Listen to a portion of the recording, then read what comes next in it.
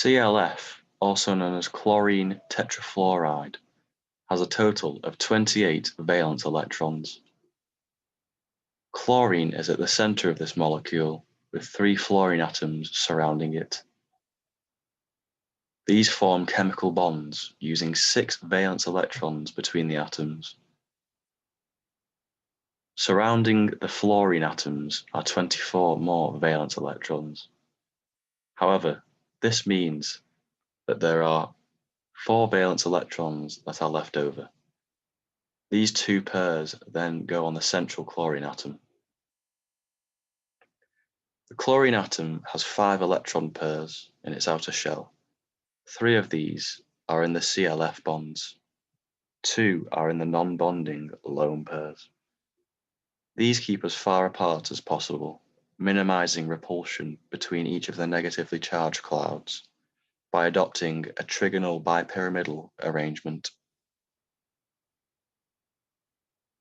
The 2 lone pairs occupy equatorial positions at an angle of 120 degrees to each other. This gives the lowest energy arrangement of the electron pairs in the molecule.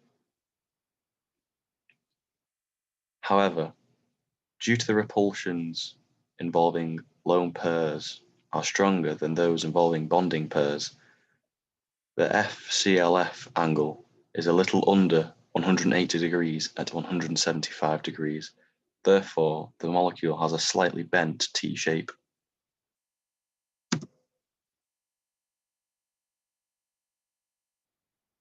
When we talk about the hybridization of chlorine tetrafluoride, we have to consider that its central atom is Cl, and it contains 7 valence electrons, while ClF should consist of 3 bonding pairs and 2 lone pairs. When the Cl needs to combine with the fluorine atoms to form ClF3, it needs 3 unpaired electrons to bond with 3 fluorine atoms. Here, one of the paired electrons with the Cl in its 3p subshell remains as a lone pair or unpaired.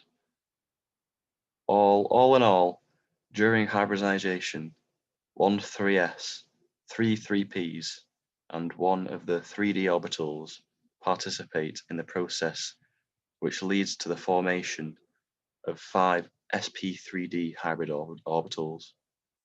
Therefore, the hybridization of the chlorine is sp3d.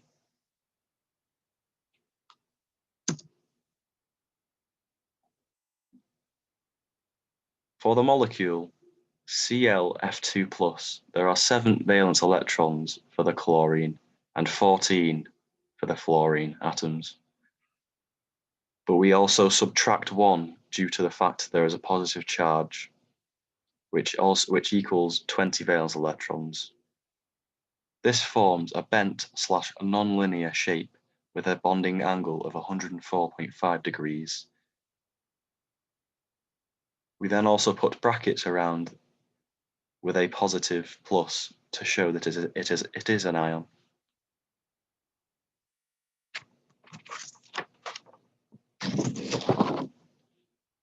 For the molecule of ClF4-, we have yet again 7 valence electrons.